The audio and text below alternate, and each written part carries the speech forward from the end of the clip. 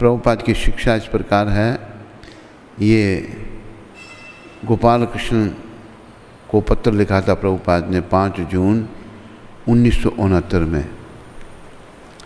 हम कहते हैं कि यदि श्री कृष्ण सत्य हैं तो यह संसार भी सत्य है, क्योंकि यह संसार श्री कृष्ण की शक्ति का ही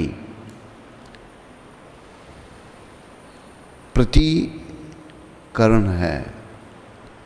तो यदि श्री कृष्ण सत्य हैं तो उनकी शक्ति कैसे मिथ्या हो सकती है। मायावादी तथा कथित अद्वैतवाद का प्रचार करते हैं और वे सदैव ब्रह्म और माया में भेद करते हैं। वे कहते हैं ब्रह्म सत्य है और माया मिथ्या है। हम कहते हैं कि माया भी सत्य है क्योंकि यह श्री कृष्ण की शक्ति है, किंतु उसका उपयोग श्री कृष्ण की सेवा में होना चाहिए। बोलो श्रील प्रभुपाद की। आओ पहले 2 आचार्यों को याद कर लें जो आज के दिन चले गए थे, और उसके बाद फिर आगे बढ़ते हैं।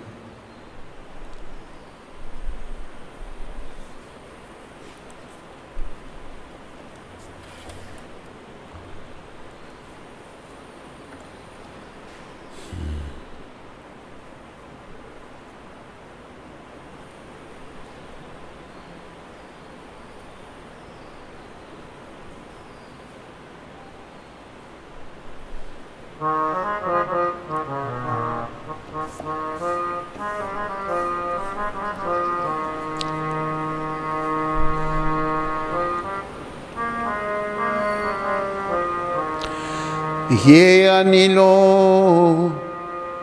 प्रेमाधन करुणा प्रचुर,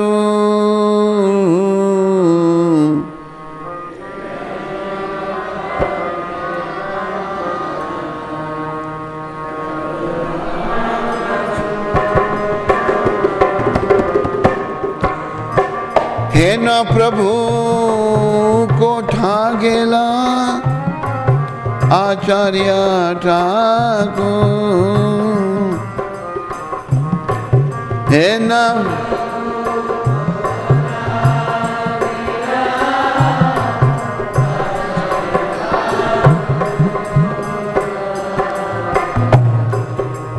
कहा मोरा स्वरूप रूपा, कहा सनातन,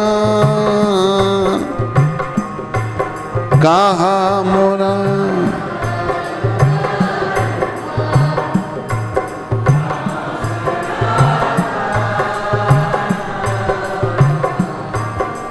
कहा दास रघुनाथ पतिता पावन, कहा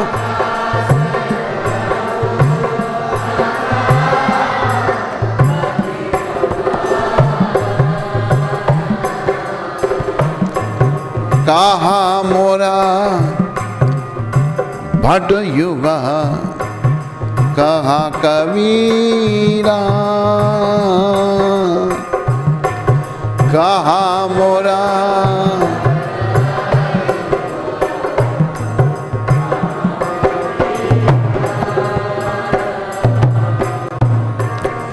एका काले कोठा गेला गौरा नटरा, एका काले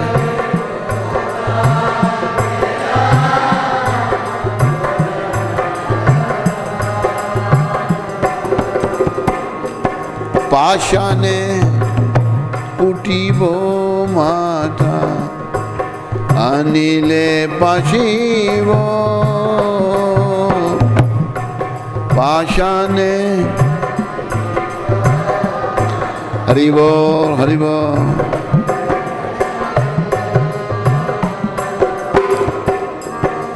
गौरंगा गुणे निधि कोथा गेले पाबो। अरे वो देखो सो रहा है।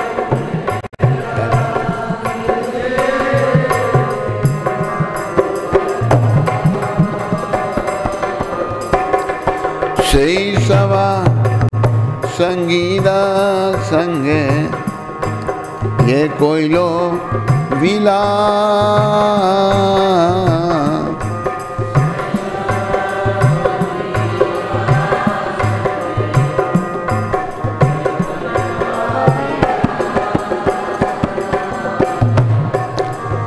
सही संग न पाया कांदे नरोत्तम सही संग न पा।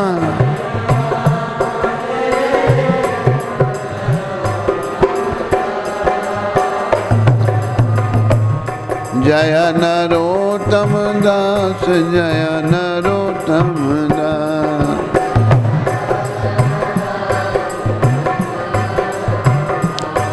जय श्रीधर स्वामी जय श्रीधर स्वामी।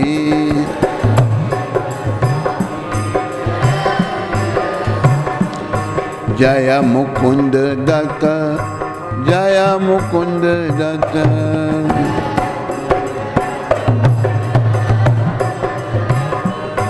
प्रभुपा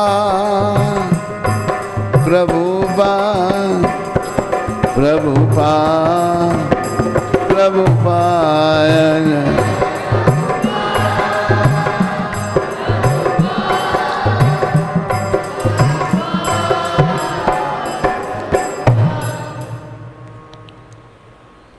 जो अपराकृत प्रेम का धन लेके आए थे तथा जो करुणा के भंडार थे, ऐसे शिला श्रीनिवासाचार्य ठाकुर कहाँ गए? मेरे शिला स्वरूप दामोदर और शिला रूप गोस्वामी कहाँ है? शिला सनातन कहाँ है? पतित पावन शिला रघुनाथ दास कहाँ है? मेरे शिला रघुनाथ भट्ट और शिला गोपाल भट्ट कहाँ? महान नर्तक और शिला कृष्णदास कविराज कहाँ हैं? महान नर्तक श्री श्री गौरांग महाप्रभु को मैं एकाएक कहाँ, श्री श्री गौरांग महाप्रभु एकाएक कहाँ चले गए? मैं अपना सर चट्टान में मारकर फोड़ डालूंगा और अग्नि में कूद पड़ूंगा। सभी दिव्य गुणों के निधि स्वरूप श्री श्री गौरांग महाप्रभु को मैं कहाँ पाऊंगा? श्री श्री गौरांग महाप्रभु एवं उनके साथ लीला करने वाले संगियों का संग ना पाकर नरोत्तम दास मातर रो रहा है।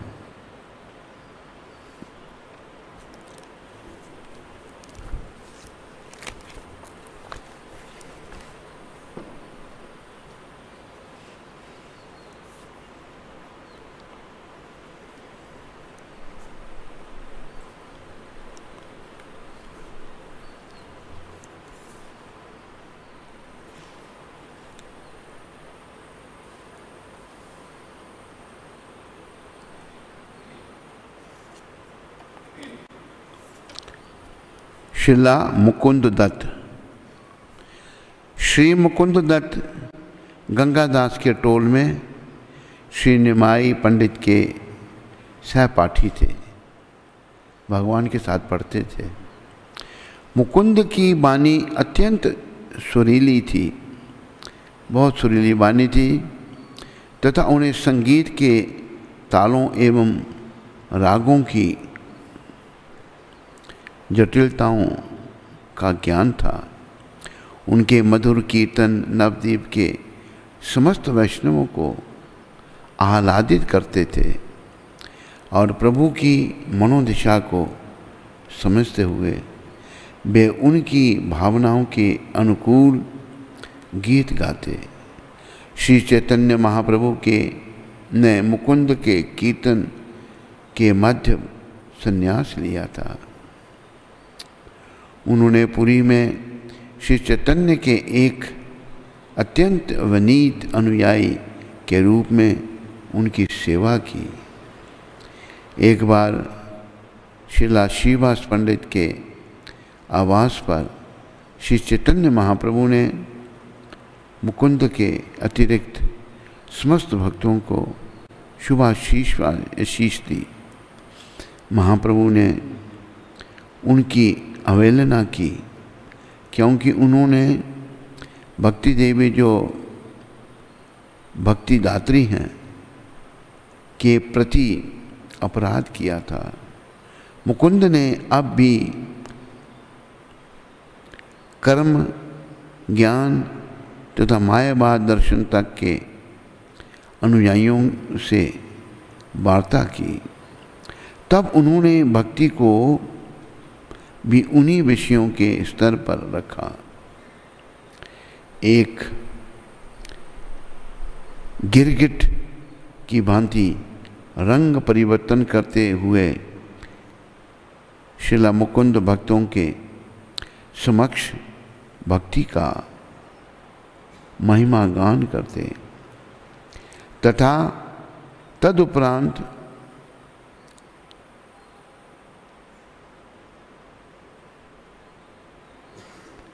कर्मियों अभक्तों के संग व्यर्थ के संसारिक विषयों पर चर्चा करते तथा मायावादियों के संग के निर्विशेषवाद पर वार्ता करते।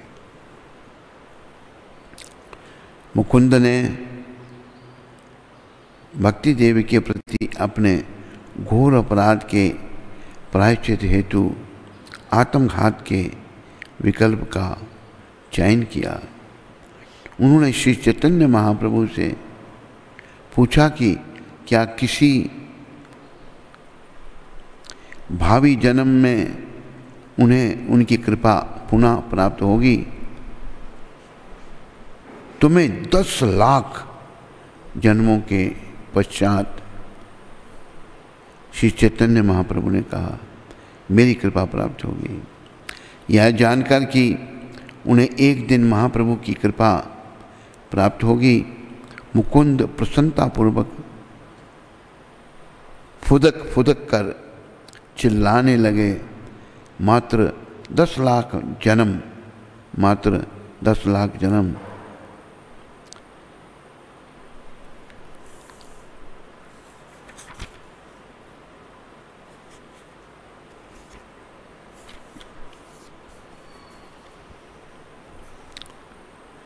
मुकुंद का भक्ति भाव तथा संकल्प देखकर श्री चैतन्य महाप्रभु का हृदय द्रवीभूत हो गया।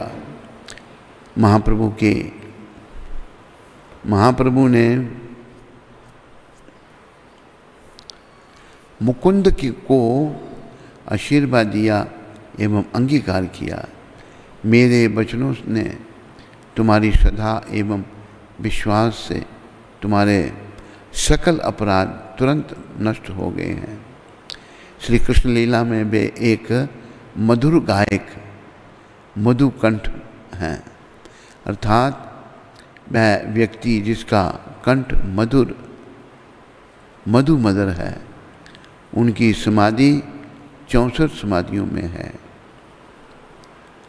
बोलो श्रीला मुकुंद जी महाराज की।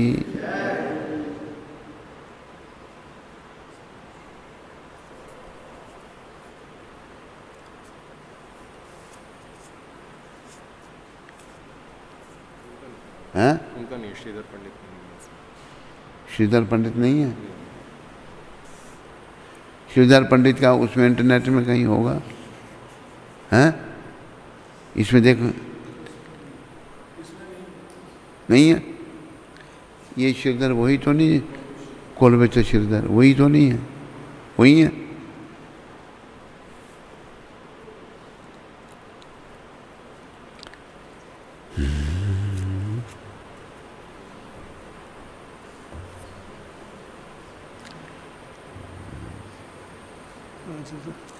अभी 18 घड़ों के खुद से जगन्नाथ जी का अभिषेक जल से स्नान कराया जाएगा। 23 जून को रथ यात्रा उसके लिए आज से शुरू हुई। हाँ, उसके बारे में आज है इस पर लिखा है ऐसे वो स्नान यात्रा। तो एक श्रीधर और थे, शायद वही होंगे, ये दूसरे भी हो सकते हैं, कोलवेच श्रीधर।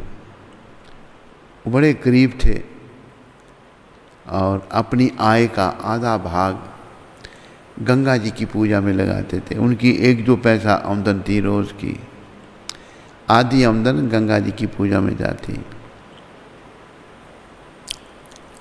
उन्हें महाप्रभु की बड़ी कृपा मिली और वो कृतार्थ हुए।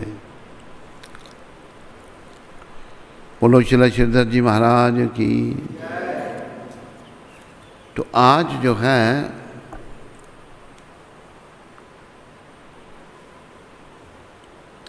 स्नान यात्रा या ज्येष्ठ स्नान, भगवान सार्वजनिक स्नान का उत्सव ज्येष्ठ पूर्णिमा को मनाया जाता है।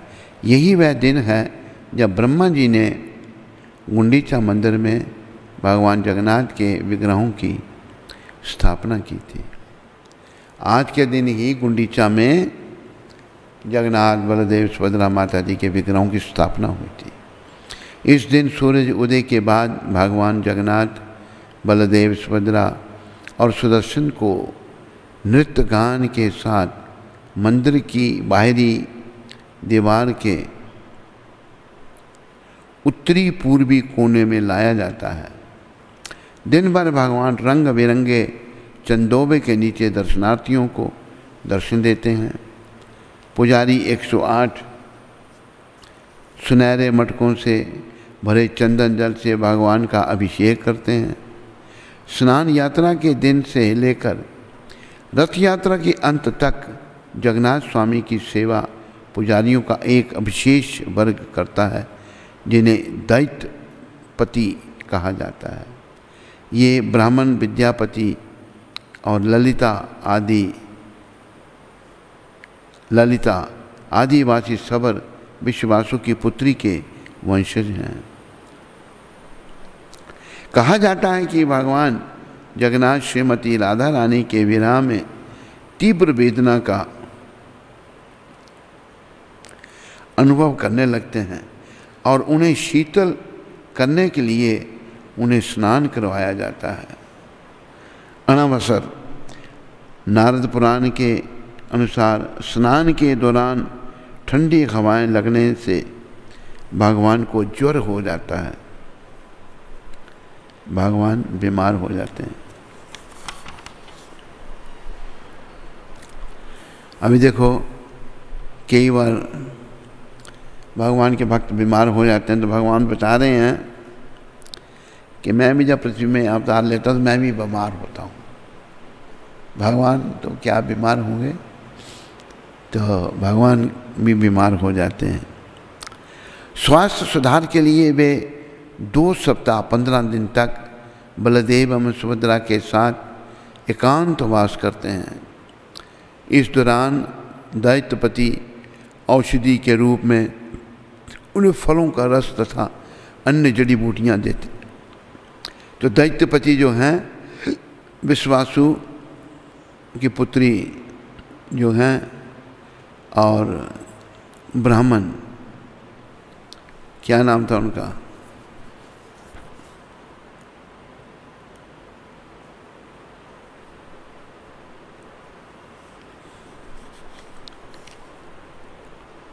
ब्राह्मण और वो विश्वासु जंगली आदमी थे, उनकी बेटी से ये उत्पन्न हुए हैं और ये भगवान की 15 दिन तक सेवा करते हैं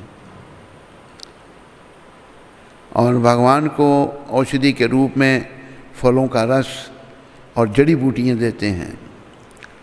वे विग्रहों को पुनः प्राकृतिक रंग करते हैं, भगवान को राग रंग सजाते हैं। भगवान को काले के लिए काजल, सफ़ेद के लिए मोती का चूरा तथा पीले के लिए हल्दी का प्रयोग किया जाता है।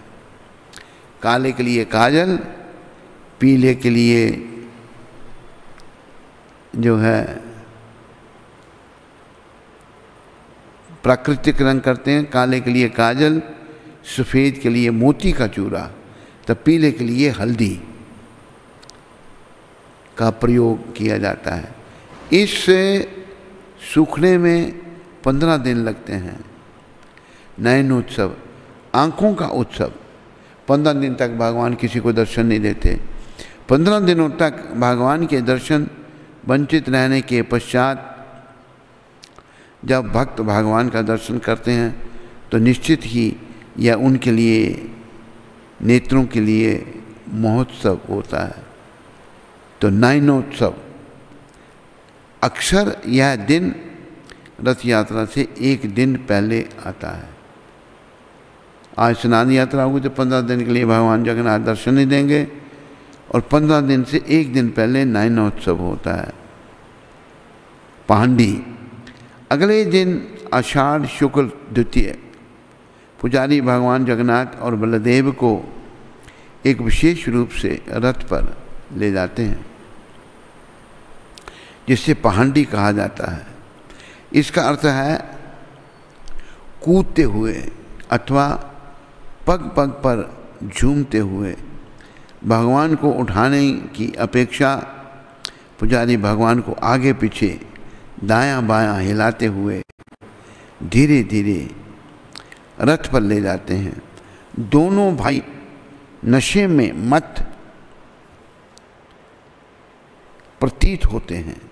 वृंदावन रूपी गुंडीचा में जाने का विचार उन्हें नशीला बना देता है। तो गुंडीचा मंदिर जो है वो वृंदावन है, नीलाचल और सुंदराचल। सबसे पहले बलदेव के विग्रह मंदिर से बाहर आते हैं, फिर सुदर्शन और सुभद्रा जी के, और अंत में जगन्नाथ जी को के। यात्रा के दौरान सुभद्रा की रक्षा हेतु सुदर्शन उनके रथ पर ही रहते हैं। सुदर्शन जो है सुभद्रा माता के रथ पर विराजते हैं उनकी रक्षा के लिए। हेरा, क्या लिखा है ये शब्द, घेरा पहारा। तब पुरी के राजा आते हैं और बलदेव के रथ पर आकर उनकी आरती करते हैं। फिर भगवान के रथ की परिक्रमा करने के बाद वे नम्रतापूर्वक सोने की झाड़ू से रथ मार्ग साफ करते हैं।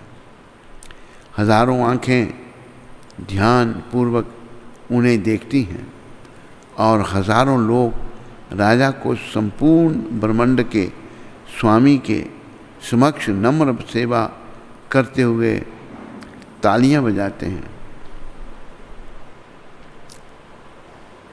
तो आज जो है स्नान यात्रा का यहीं तक है। फिर भगवान की रथ यात्रा शुरू होगी, वो 15 दिन के बाद। तो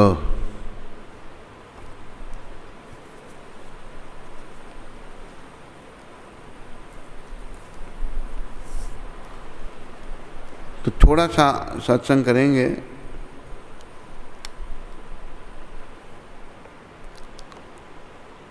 प्रभुपाद कृपा से प्रभुपाद कहते हैं, माँ को अपना बच्चा बड़ा प्यारा होता है।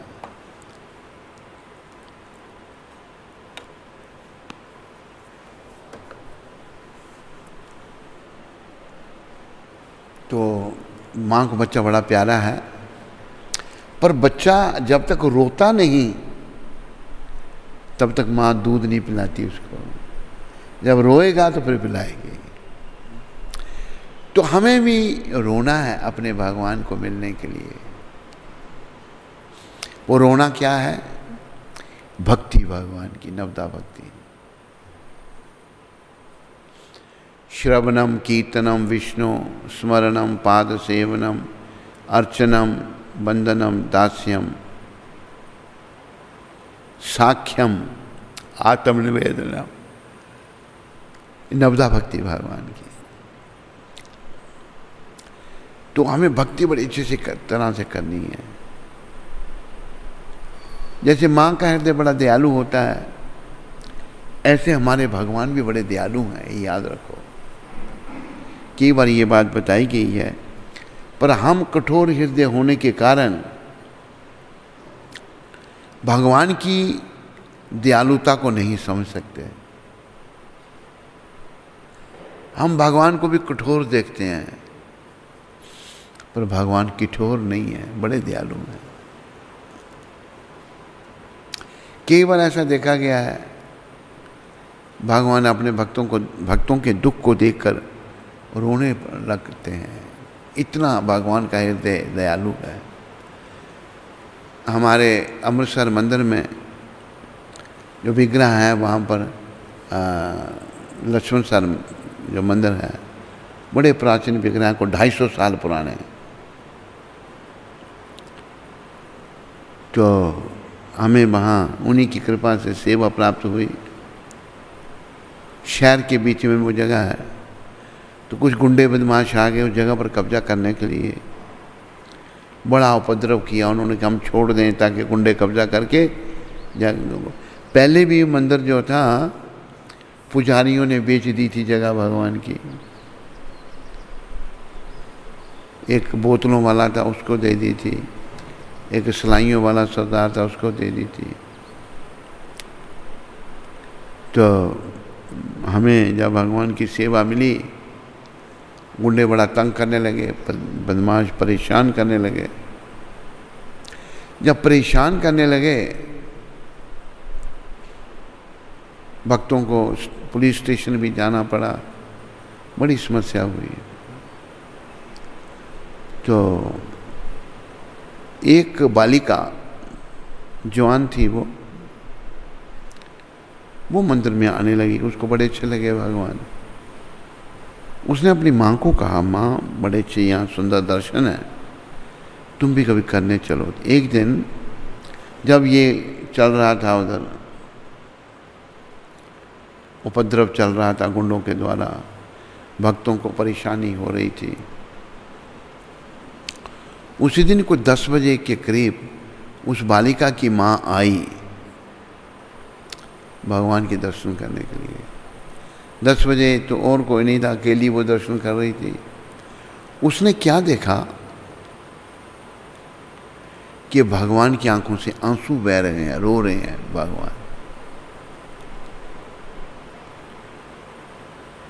भगवान की आंखों से आंसू बह रहे हैं। तो देखो, उन्होंने देखा मेरे भक्तों को कष्ट दिया जा रहा है, भगवान रो रहे हैं। उनकी कृपा से जितने गुंडे थे ना, एक भी नहीं बचा, सबकी दुर्गति हो गई,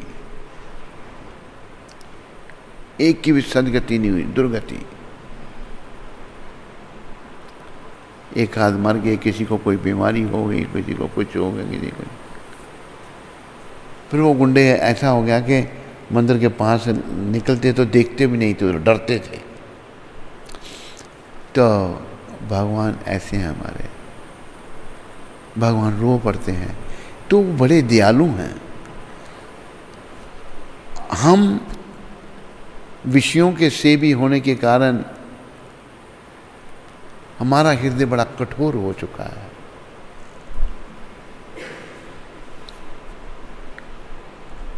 खाने पीने सोने में हम जो लगे हुए हैं, सोना हमको पसंद है, बहुत खाना हमको पसंद है, स्त्री संग हमको पसंद है, स्त्री को पुरुष संग पसंद है।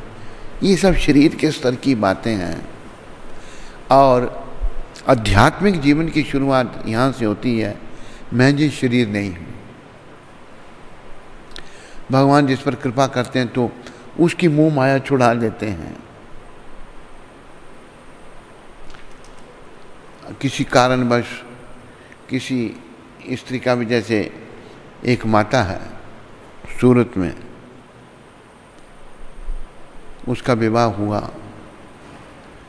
पति जो था वो अच्छा नहीं था, उसका कुछ दूसरी स्त्री से संबंध था, और इसके साथ ही उसने दुर्व्यवहार किया, तो रिश्ता टूट गया। अभी ये जो माता है ये भक्ति में लग गई, तो ये भगवान की कृपा है।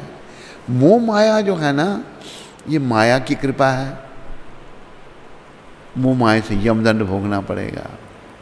भगवान की कृपा यह है कि भगवान माया से छुड़ाते हैं जीव को। इसलिए भगवान ने गौर रूप में 24 साल की अवस्था में संन्यास ले लिया। हम माया में फंसना चाहते हैं। जैसे एक व्यक्ति आया हमारे पास, कहते मैंने आपसे दीक्षा लेनी है। अच्छी बात। मैंने इंटरव्यू किया उसका, शादी, कहता है कि मेरी सगाई हुई है। मैंने कहा तू भक्ति करना चाहता है तो मना कर दे भाई, मैंने भक्ति करनी है। कि नहीं मैं वचन दे चुका हूँ। कुछ प्रेरणा से मैं बार बार उस आदमी को समझा रहा हूँ, बार बार, लेकिन वो साईं का बंदा समझ नहीं रहा। उसके पाप कर्म बीच में आ रहे हैं। कहता नहीं वचन दिया है, वचन ऐसा निभाया उसने कि उस पत्नी ने उसकी दुर्गति कर दी। एक दिन कहती है कि तू मेरे को ब्याह कर लाया है, मेरा ध्यान नहीं करता तुम, मैं मरती हूँ। गले में तार डाली उसने मरने के लिए। जब तार डाली उसने तो कहती मैं अकेली क्यों मरूँ, तू भी आ साथ में, तेरे को भी मारती हूँ मैं। तू क्यों हंस रहा है? तू शादी करेगा? नहीं, नर्क है नर्क। शादी करने वालों के लिए उसने जब की तो फिर एक फिल्मी गाना है, तू जिंदगी में हरदम रोता ही रहेगा, रोता ही रहेगा, रोता ही रहेगा, तू जिंदगी में हरदम रोता ही रहेगा। ये बात उसी ने मेरे को बताई, जिसको मैं समझा के थक गया।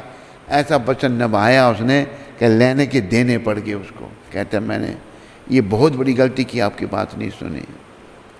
लेकिन फिर पछताए क्या होता है जब चिड़ियाँ चुग गई खेत। उसके गले में तार बांधी, खींची तार उसने।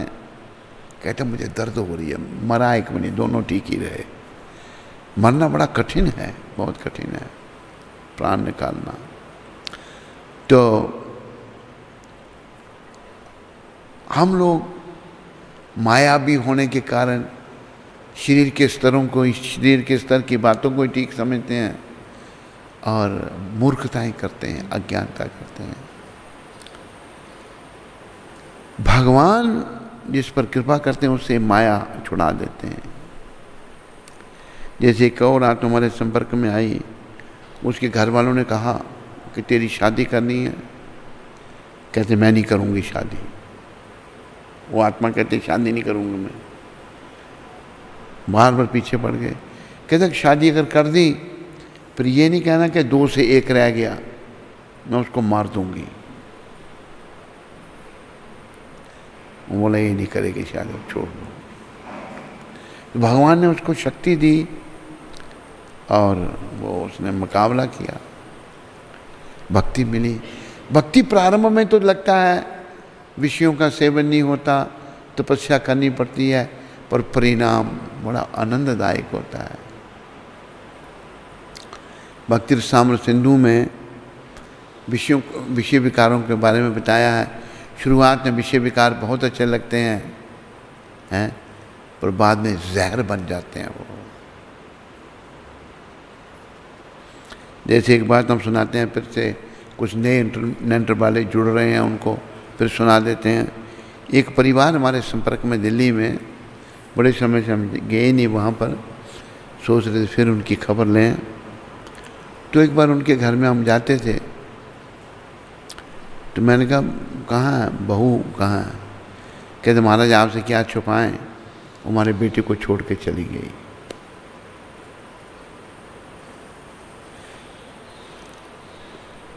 तो वो ससुराल भी पास में ही था, उस बहू का घर पास में ही था, माँ का घर।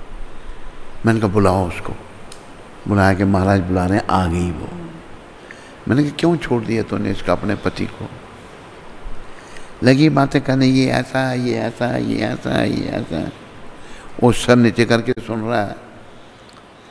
वो कहते महाराज, पंजाबी परिवार है, कहते मैं भी कुछ कहूँ। मैंने कहा कहो। तो पंजाबी में कहता है एक दिन पता की होया सी। मैं कहा की होया सी, इन्हें अपनी जुत्ती मेरे सर ते मारी सी और उसने जूता मारा उसके सर पर। तो जब ये बातचीत हो रही थी, सारा परिवार इकट्ठा हो गया, उसका मामा मामी सब लोग, माँ बाप वगैरह सब बैठ गए।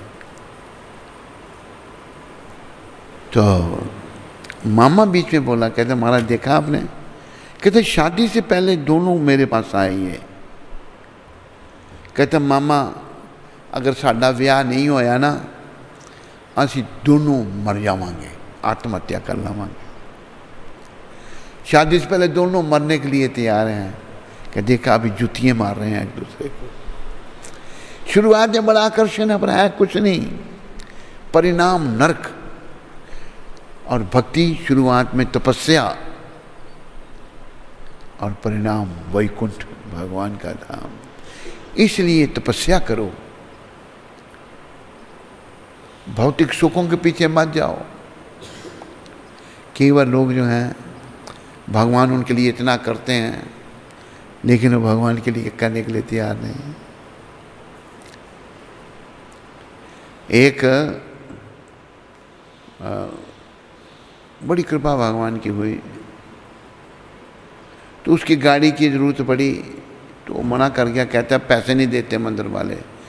जबकि प्रभुपाद जी ने और गौर राधा कृष्ण ने उसकी लड़की की शादी में लाखों रुपए खर्च किए, लाखों। उसे जोड़ भी रखे होंगे लड़की की शादी के लिए, पता नहीं क्या गए लड़की के लिए, तो सब जोड़ते हैं, पहले शादी करनी है। लेकिन वो मंदिर के लिए गाड़ी देने के लिए तैयार नहीं। देखो कितना चतुर आदमी। मतलब हमारा हृदय भगवान के लिए प्रेम नहीं, कैसे फिर भगवान की कृपा होगी? कैसे कृष्ण कृपा करेंगे हमारे पर? तो हम लोग समझते नहीं, क्योंकि विषयों का सेवन करके हम लोग दूषित हो चुके हैं बड़े। तो इस प्रदूषण को, इससे पहले आत्मा शरीर से निकल जाए, हमने खूब रोना है भगवान के लिए। हे भगवान मेरे पर दया करो, मैं आपका हूँ।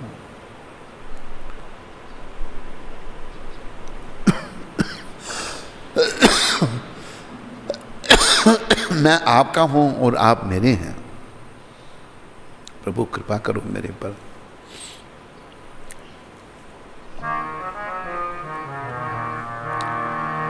गोविंद मेरो है, गोपाल मेरो है, गोविंद।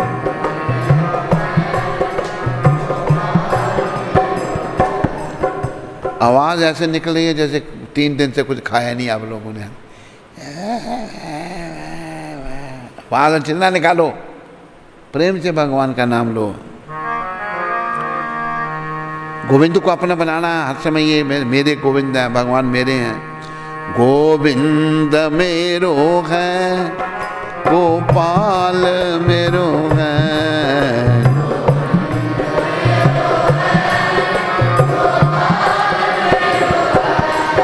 गोविंद मेरो है, गोपाल मेरो है,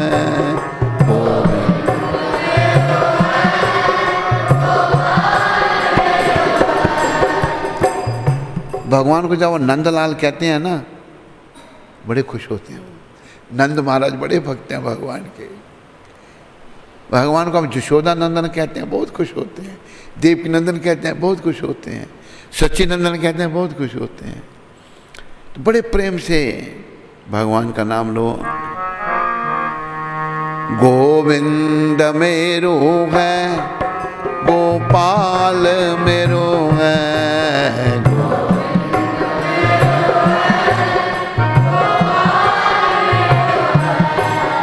गोविंद मेरो है, गोपाल मेरो है।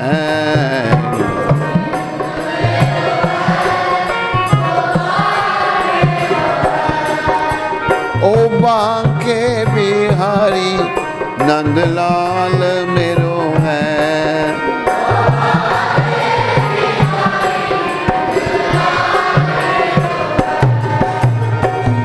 बांके बिहारी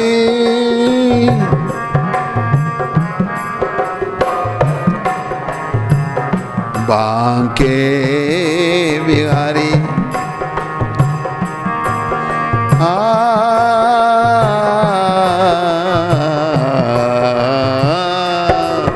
गोविंद मेरो है गोपाल मेरो है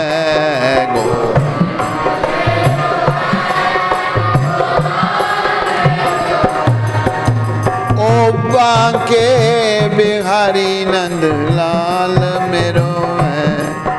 ओ बांके बिहारी नंद गोविंद मेरो है गोपाल मेरो है गोविंद।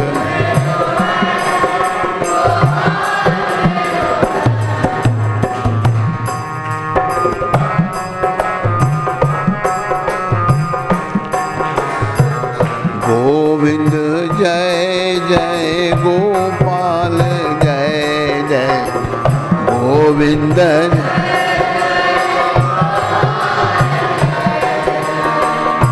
राधा रमन हरि गोविंद जय जय।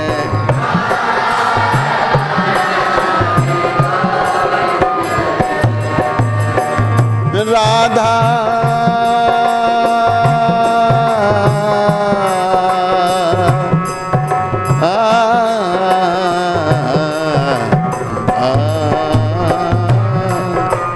ओ राधा रमन हरि गोविंद जय। ओ राधा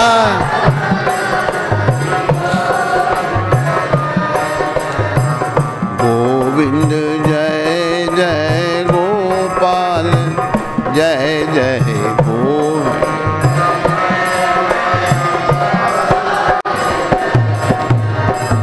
गोविंद जय जय गोपाल जय जय।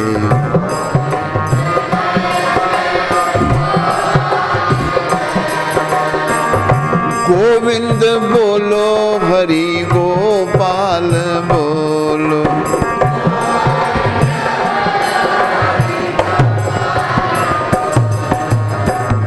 राधा रमन हरि गोविंद बोलो।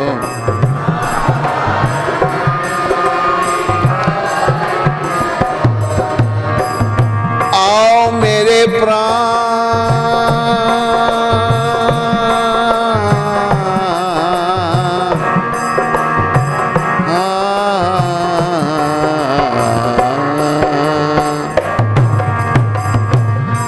मेरे प्राण तरस रहे नैना।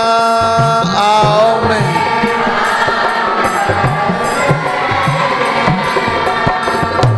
आओ मेरे प्राण तरस रहे नैना।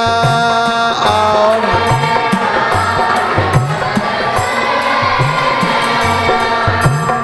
तरस रहे नैना बरस रहे नैना।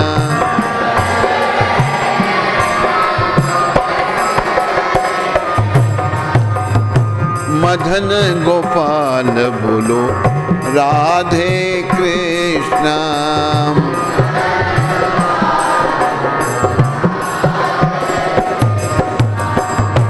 मदन गोपाल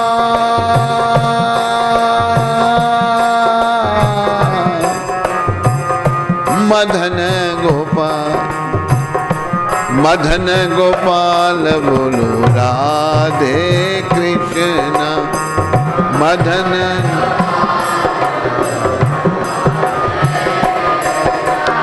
गोपियों के गोपाल राधे कृष्णा।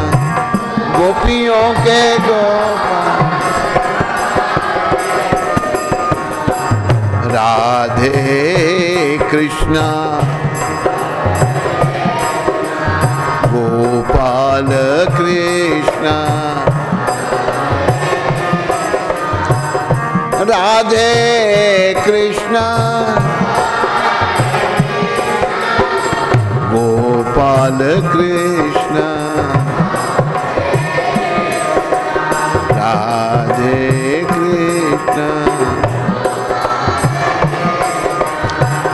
गोविंद बोलो हरि गोपाल बोलो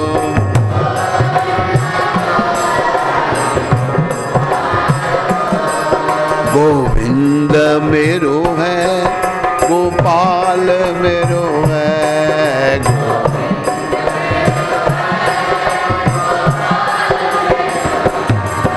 ओ बांके बिहारी नंदलाल मेरो है ओ बांके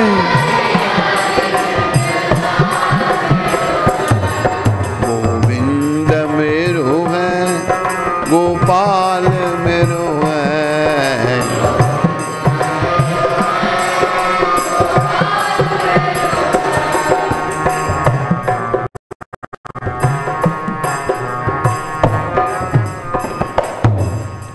बोलो गोविंद भगवान की।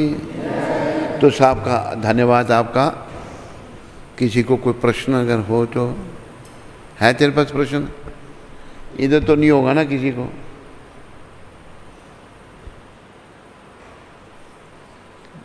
कोई प्रश्न है? हितेश हरिमुकुंद दास पलवल से। हाँ पलवल से हितेश बोलो। हरे कृष्ण सद्गुरुदेव महाराज जी, कोटि कोटि दंडवत प्रणाम। आपके सभी भजन बहुत प्रिय होते हैं, पर आपके द्वारा गाए गए वैष्णव भजन में विशेष बात होती है। तो जो आपको विशेष प्रिय हो ऐसे भजन की 4 लाइनें सुना दें तो बड़ी कृपा होगी गुरुदेव।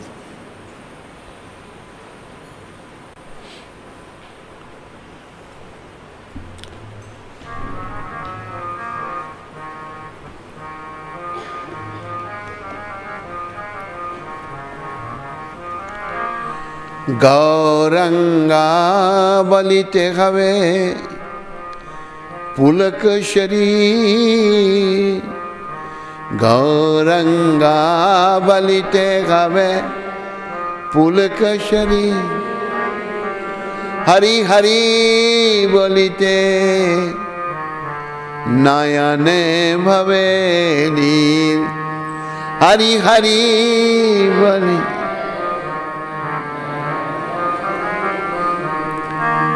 आर कवे निताय चांद करुणा गईवे आर कवे नि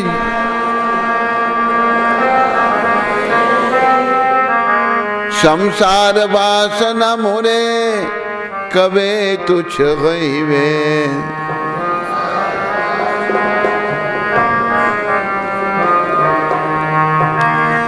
विषया छाड़िया कवे शुद्ध कवे मना विषया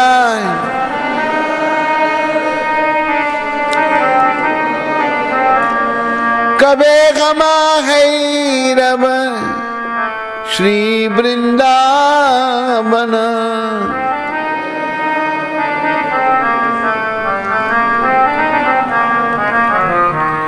रूप रघुनाथ पदे हाईवे आकुति रूप रघुनाथ पद हाईवे कबे गमा भूजीवो से युगल परीति कबे गमा भूजीवो से रूप रघुनाथ पदे राघु मोरायास प्रार्थना करिए सदा नरोत्तम दास बोलो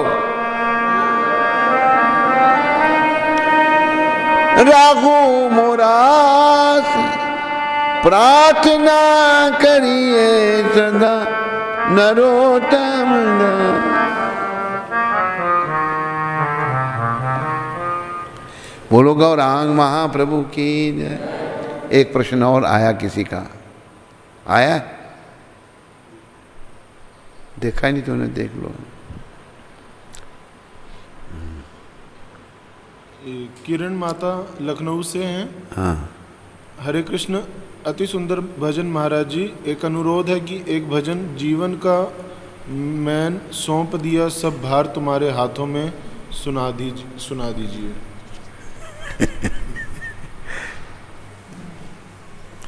किरण माता का भी भाव जागृत हो रहा है तो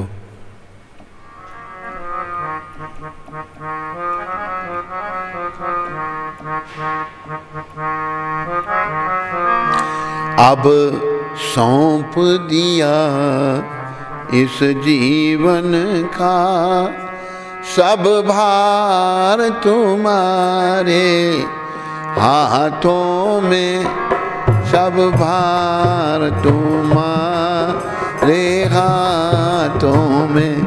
अब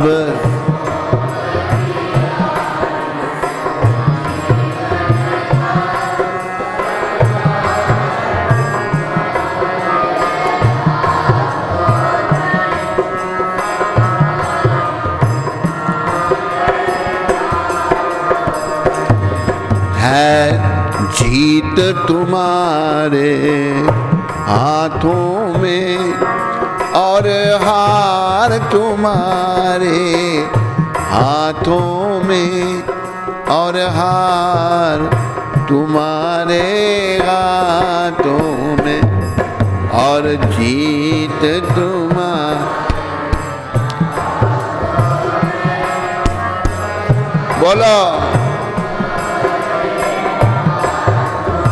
हरि बोल।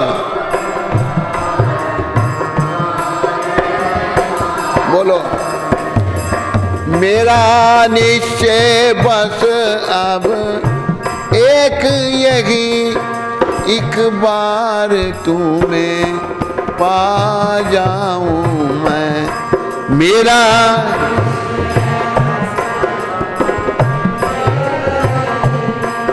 एक बार तुम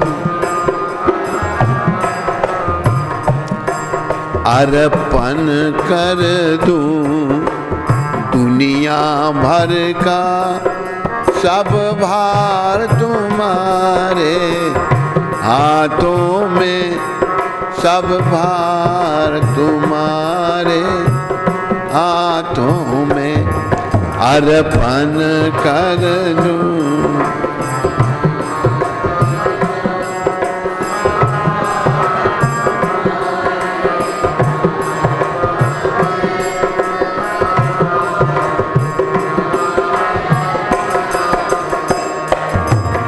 जो जग में रहूं तो ऐसे रहूं जैसे जल में कमल का फूल रहे। जो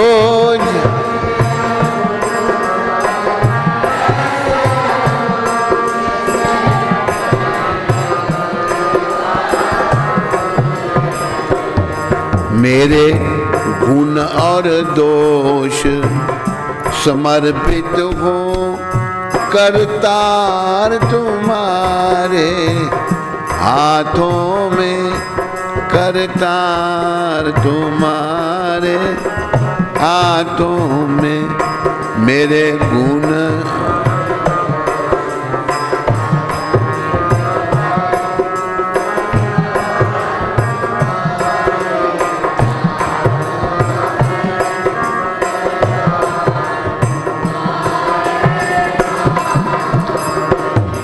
अब सौंप दिया इस जीवन का सब भार तुम्हारे हाथों में, सब भार तुम्हारे हाथों में।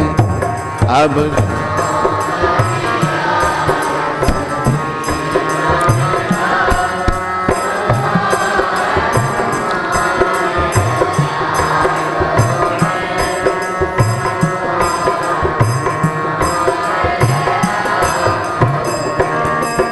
यदि मानुष का मुझे जन्म मिले तो तब चरणों का पुजारी बनूं। यदि मानुष का मुन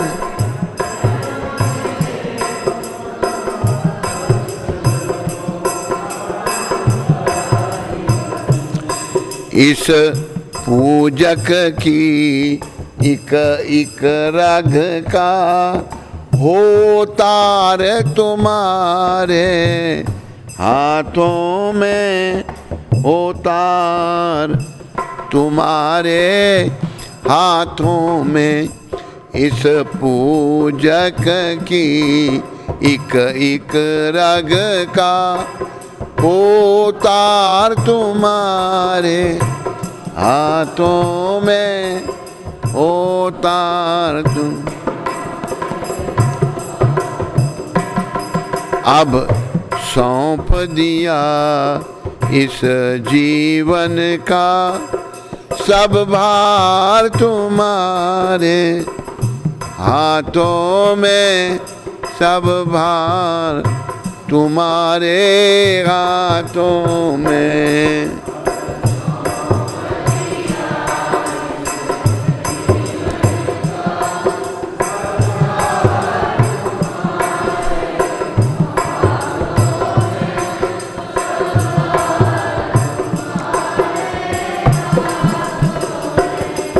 जब जब संसार का कैदी बनूं, निष्काम भाव से कर्म करूं। जब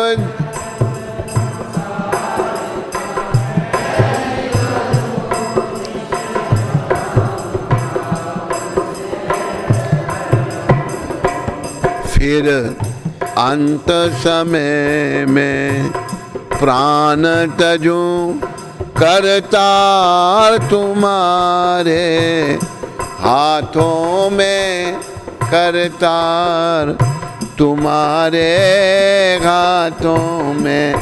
फिर अंत समय में प्राण तजूं, करतार तुम।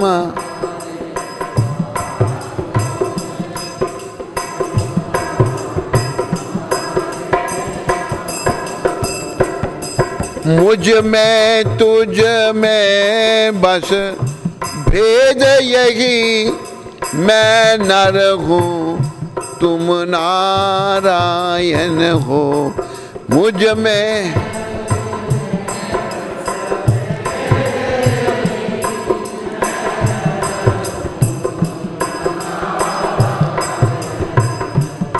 मैं हूँ संसार के हाथों में, संसार तुम्हारे हाथों में, संसार तुम्हारे हाथों में। मैं हूँ संसार।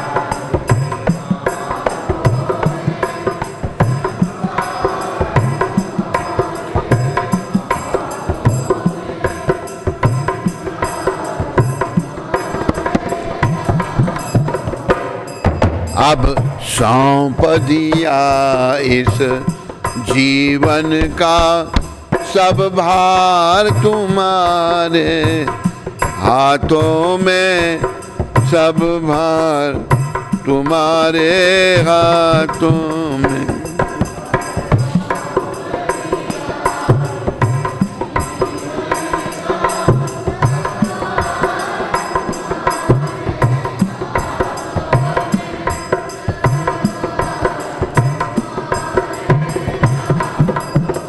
बोलो मोर मुकुट बंसी वाले की। अरे बोल, कौन सी माता थी ये? कोई चल रहा था नहीं? ओहो, इंटरनेट बंद हो गया। मैंने तो जोर लगाया, मैंने कहा तेरा लाइट, कैमरे की लाइट तो जल रही है। बैटरी से हैं? यूट्यूब पे डाल जाएगा। यूट्यूब में डालना और आईट्यूब में भी डाल देना, ठीक है? यो यूट्यूब में ना देख सकें वो आईट्यूब में देखें। और तो नहीं कोई प्रश्न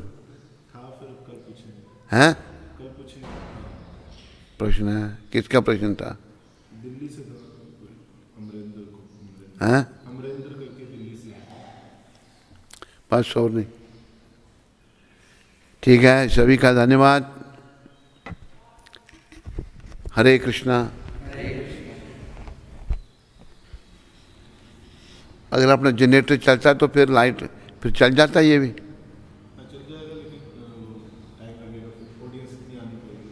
अच्छा, देखा लाइट आ गई।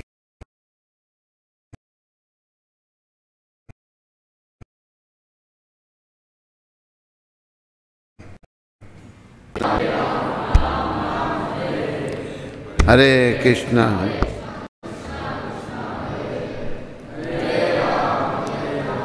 हाँ, किसका प्रश्न है?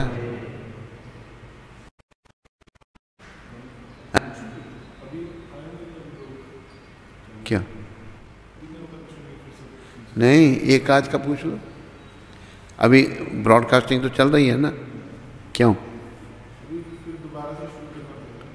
लाइट तो आ गई। नहीं, देर लगेगी। देर तो नहीं लगती, बट इतनी ऑडियंस आ नहीं पाती ना एकदम से इतने लोग नहीं इकट्ठे हो पाएंगे ना। अच्छा, चलो, सबका धन्यवाद। हरे कृष्णा।